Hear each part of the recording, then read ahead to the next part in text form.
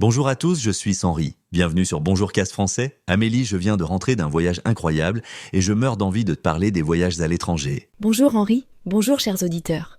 Oh, tu reviens de voyage, raconte-moi tout.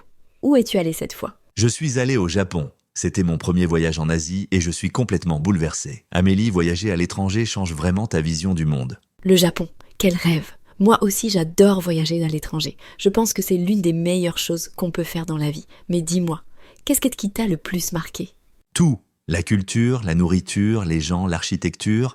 Mais surtout, j'ai réalisé combien ma propre culture est juste une façon de voir le monde parmi des milliers d'autres. C'est exactement ça. Quand tu voyages, tu comprends que ta façon de vivre n'est pas la seule façon correcte. Chaque pays a ses propres traditions, ses valeurs, ses habitudes. Absolument. Par exemple, au Japon, les gens sont incroyablement polis et respectueux. Ils s'inclinent pour se saluer. Ils parlent doucement dans les transports publics. C'était si différent de chez nous. C'est fascinant. Et chers auditeurs, avez-vous déjà voyagé à l'étranger?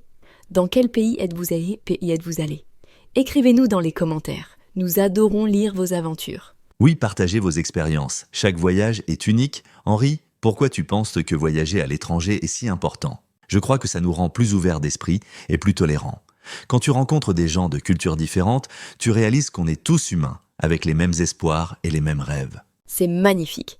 Voyager brise les stéréotypes et les préjugés.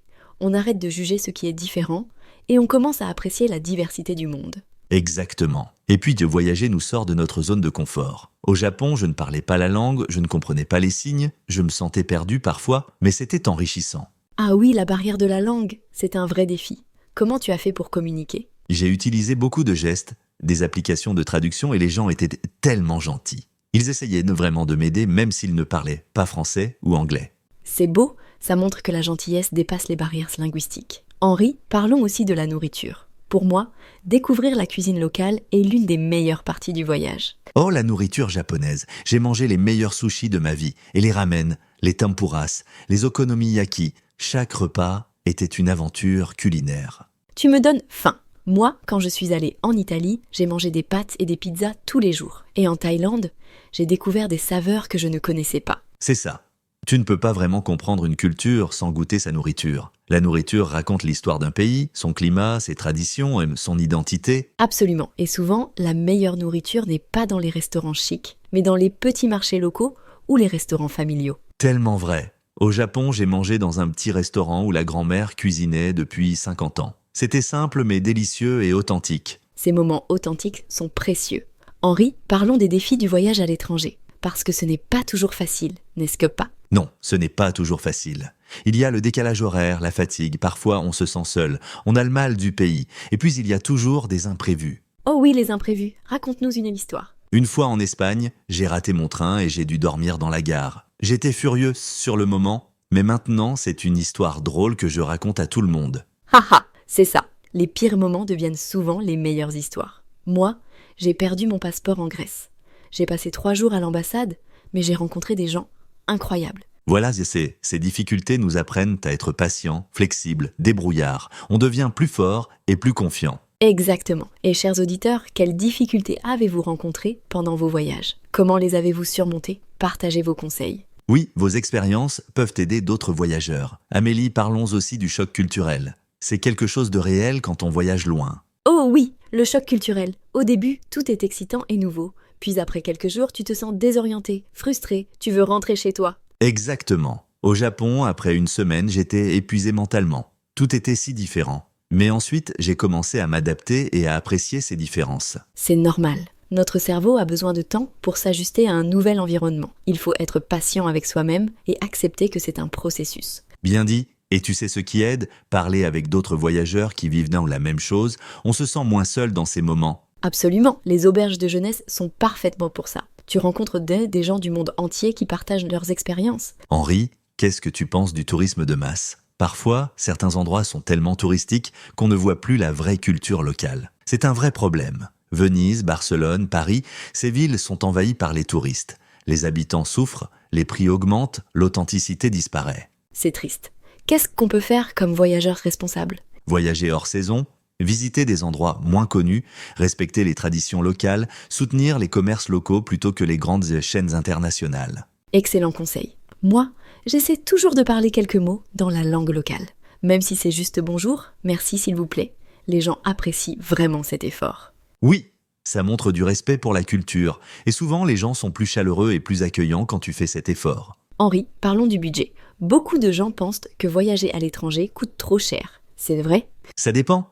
Tu peux voyager avec un petit budget si tu es flexible. Choisis des destinations moins chères, voyage hors saison, dors dans des auberges, cuisine toi-même. C'est vrai. L'Asie du Sud-Est, l'Europe de l'Est, l'Amérique du Sud sont des destinations abordables. Tu peux voyager pendant des semaines avec 1 000 €. Exactement. Et il y a des applications maintenant qui trouvent dans les vols les moins chers. Parfois, un vol international coûte moins cher qu'un vol domestique. C'est fou.